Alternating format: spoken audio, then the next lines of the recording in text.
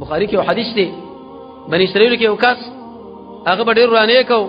چې کله پوښتنه د سنکدن په حال کې دی بچی را جمع کړ او دا خبره ورته وکړه چې ای زما بچو زه چې کله مړ شم په دې وخت کې زما د قبر بدن تاسو راواله وې سوځوي ایری ځان سره وساتئ چې کله ډیر انتهایی تیز باد شونه په هغه باد کې والو زوي او څه درې کې وګرځوي د الله نه ډېر یریږم انسان چې کله مړ شي په کدا چې رب العالمین اذا ټول اجزا جمع کړه ځکه رب العالمین نه چرته سړی بچ کیږي الله عز وجل ورته ویل چې اسما بندا تا څنګه توصیه دی خپل بچو له وکړه چې نیمه والو زولي او نیمه په درې کې وګرځولي وی الله ستانه یریږم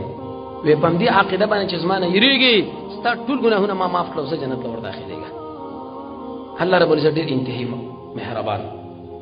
حدیث کې راځي المحدث الكبير محدث الديار امام ناصر الدين الباني ابن نوح النجاتي رحمه الله اغب الصحيح کې حدیث راوړي رسول الله صلی الله علیه وسلم فرمایي وستاسو مبارک ما رب العالمین سره خبره وکړه زه تاسو له اغه نه تشریح کوم الله ما سره ومنه و الا کچرته بالفرج والتقدير ما تاسو له ویلي کې دې شي منځنم تاسو ونه کوي الحمدلله چې دې نبی الله را کړی دی الحمدلله چې دې مهربان رب دی سل اجزا دغه رحم دی یو رحم رسول الله صلی الله علیه وسلم فرمایي الله را خوستلې دی په دې ټول دنیا د مخلوقاتو کې تقسیم کړي اې دې وجنه حیوان پر خپل بچی باندې ظلم نه کوي انسانان پر خپل مابین کې څومره مینه محبت ساتي په ورځ قیامت دقه او جمع غنه نبی او به په خپل بندګانو باندې دا رحمت را خوشی کول کافر انسان کده رب العالمین د رحمت نه خبر شي دا بم تم پیدا کی چې الله به مالم جنت راکړي دومره مهربان الله دومره مینناک الله الودود مینکای رسول الله صلی الله علیه وسلم فرمای الله عز وجل فرمای چې دی ویل وش په اندازه باندې انسان مال را نږدې شي زه د نیم لاس کدا د نیم لاس په اندازه باندې را نږدې شي زه د یو لاس کدا د یو لاس په اندازه باندې را نږدې شي زه د دوړو لاسونو کدا اسما په طرف باندې را روان شي زور تر اعظم هر ولا په منډه باندې رب العالمین موږ له په منډه راشي دومره مینناک قسم په الله کده رب العالمین محبت انسان ځان له تصور کې راولي ځان لکینی غیر اختیاري به د سترګو نوخ کې روان شي یا رب زه کوم او ته ما سره څنګه انعامات کوي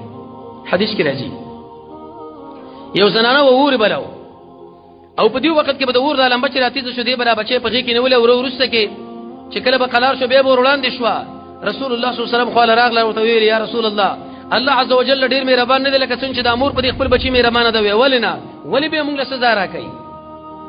رسول الله صلی الله علیه وسلم د خپل سر مبارک کته کې ډیر جوړ سوالو وی جړل سری روچت کې وې دغه انسانان د شي لکه چون کې وکانه دې وجنه به رب العالمین دوی له سزا ورکړي او بل حدیث کې دا راځي د رسول الله صلی الله علیه وسلم ملګری په سفر روان د یو ملګری د خانه د یو ملګری په واسطه د مرغۍ بچی رانیول او هغه مور په دوره وي هغه مو سره کې دکړه پیغمبر له ملګرو شکایت وکړي جدي صورتحال وي خوشي کوي چې کله خوشي کړه بچی موال وتل هغه موال وتل وې زما د پسات د الله باندې قسمی لکه څنګه چې د امور پر خپل بچو باندې خپکیږي الله عز وجل د دین په موږ باندې ډېر انتهاء ته مهربان دی شکر بدی شرف مو مهربان دی